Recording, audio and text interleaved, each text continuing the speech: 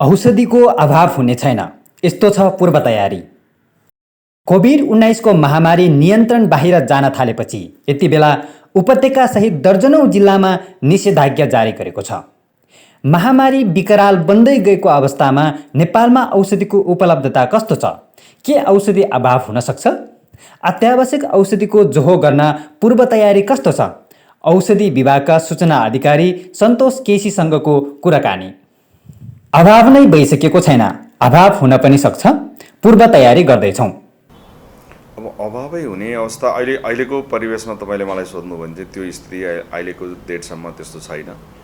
र विशेष गरी चाहिँ केही औषधिहरू हामी कहाँ चाहिँ दुई किसिमको हो। एउटा चाहिँ स्वदेशमै पनि उत्पादन हुन्छन्, तर त्यसरी उत्पादन भए नि कच्चा पदार्थ चाहिँ हामीले बाहिर नै परिनिर्भर छौँ भने धेरैजसो औषधिहरू चाहिँ मित्र राष्ट्र भारतबाट पनि चाहिँ आयात हुन्छ। त्यो हिसाबले गर्दा भोलि त्यहाँको सिचुएसन के हुन्छ, त्यसले गर्दा पनि अलिकति हाम्रो चाहिँ यो मौजात र वितरणमा चाहिँ प्रभाव पर्न सक्छ। तर आजको मितिसम्म चाहिँ त्यस्तो अभाव हुने अवस्था चाहिँ छैन र हामीले आजै मात्रै पनि औषधिहरू चाहिँ आयात गर्नेहरूसँग र चाहिँ हाम्रो स्वदेशी उत्पादकहरूसँग पनि एउटा छलफल राख्यौँ। त्यो छलफलबाट पनि केही समयलाई चाहिँ उहाँहरूसँग चाहिँ मौजात चाहिँ रहेको अवस्था छ भन्ने कुरा हो।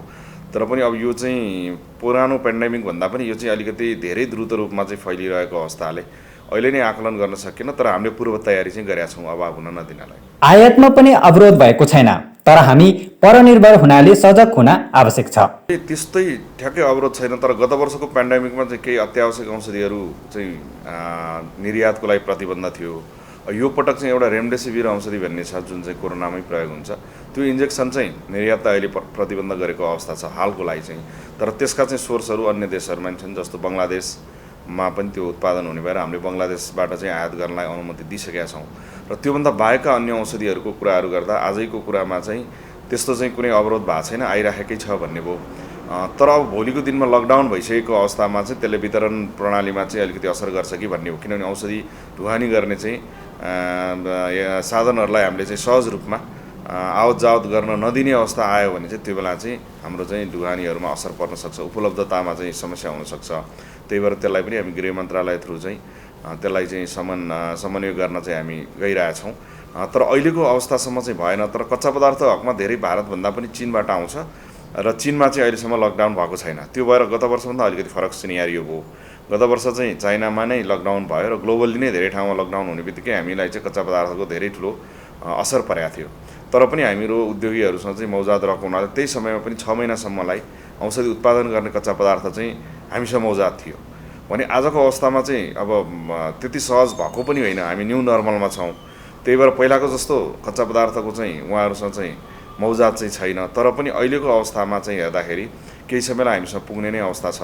तर पनि यो चाहिँ हामी एकदम चनाखो हुन चाहिँ जरुरी छ, किनभने हाम्रो चाहिँ जुन मौजात वितरण र चाहिँ आयातका कुराहरू चाहिँ अन्य राष्ट्रमा भर पर्नु भएको भएर त्यहाँ चाहिँ समस्या बढ्दै गयो भने हामीलाई पनि असर पर्न सक्छ। सामान्य एन्टिबायोटिक औषधिको प्रयोग बढेको छ।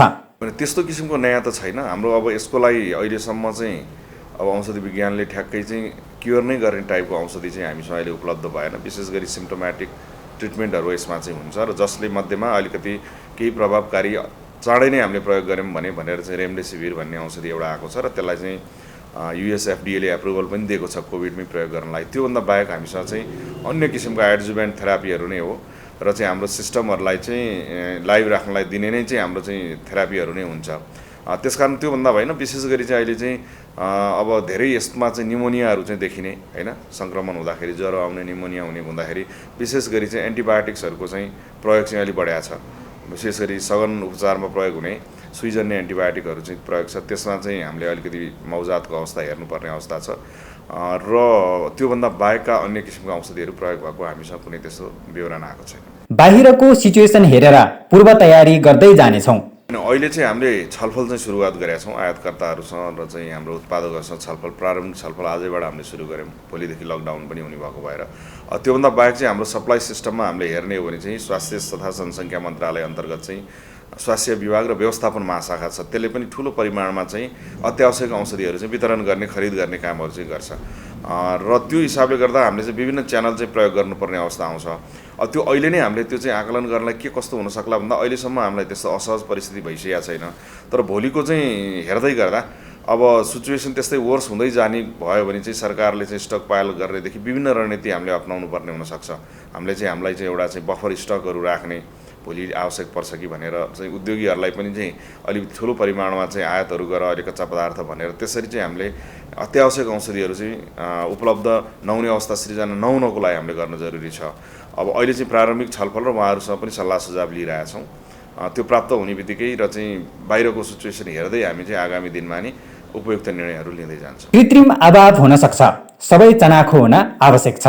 एकदमै होइन, तपाईँले चाहिँ स्वाभाविक भन्नुभयो। अब गत वर्ष पनि कुराहरू चाहिँ आएको थियो, विशेष गरी यही रेमडेसिभिर भर्खर प्रयोग गर्न लागि र यसको चाहिँ ठुलो कालाबजारी भएको, ठुलो मूल्य तिरेर चाहिँ गरे भनेर पनि आयो।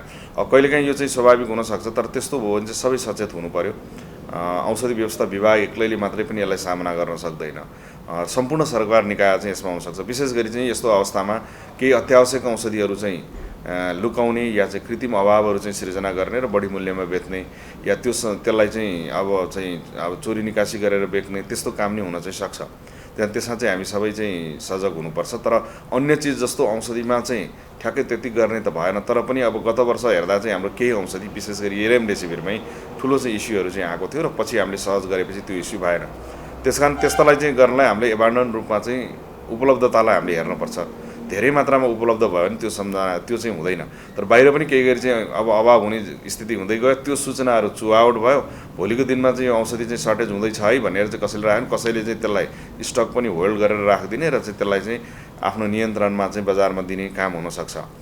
त्यसमा पनि हामी चाहिँ चनाखो भएर हेरिरहेछौँ र चाहिँ अहिलेसम्म त्यस्तो अवस्था चाहिँ आइसकेको छैन। गम्भीर ढङ्गले अनुगमन गर्छौँ होइन, हामी हेर्छौँ नै। यो तपाईँले पनि यो पनि अलि स्वाभाविक नै प्रश्न उठाउनु भयो। जस्तो यो वर्ष चाहिँ त्यो अनुभव छैन भोलि लकडाउन हुने भनेको भएको भए पनि, किनभने यो लकडाउन पनि बिस्तारै सहजीकरण हुँदै जाँदो रहेछ भन्ने चाहिँ जनतामा पर्दै गएको छ र यो चाहिँ हाम्रै सेफ्टगार्डको लागि हो। हामीले नै सुरक्षित भएर गऱ्यौँ, स्वास्थ्य व्यवहारहरू चाहिँ राम्रोसँग अप्नायौँ भने चाहिँ लकडाउन कम हुने कुरा पनि बुझिसकेको छ अब यत्रो अनुभवले।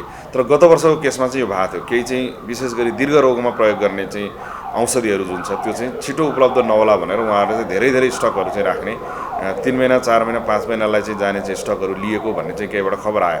त्यो गर्ने बित्तिकै हामीले चाहिँ बिक्री वितरण गर्ने व्यवसायहरूलाई चाहिँ त्यो मौजाद र चाहिँ तपाईँको वितरण प्रणाली चाहिँ सन्तुलन गरेर मात्रै दिने, एकैचोटि चाहिँ ठुलो परिमाणमा नदिनु भनेर हामीले नै परिपत्र पनि गऱ्यौँ र पछि त्यो सहज हुँदै गयो।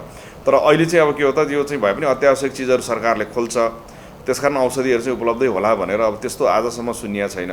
तर त्यस्तो पनि गर्नु भएन, आफूलाई जति चाहिन्छ त्यति मात्र लिदियो भने त्यसले पनि फेरि नत्र चाहिँ कृत्रिम अभाव चाहिँ सृजना हुन्छ। धेरै मात्रामा स्टक चाहिँ हाम्रो घरमा राख्दै गयो भने त त्यो चाहिँ नपाउने हो भनेर झन् हारालो सहित चाहिँ किन्ने हुन्छ। त्यस्तो पनि हामीले चाहिँ गर्नु भएन। त्यसलाई पनि हामीले चाहिँ हेरिरहेका छौँ र चाहिँ त्योसँग सम्बन्धित निकायलाई या चाहिँ त्योसँग सम्बन्धित संस्थालाई, सरकारवाला संस्थालाई हामीले भनिसकेका छौँ यसलाई चाहिँ सन्तुलन चाहिँ मिलाउनु होला भनेर भनेका छौँ।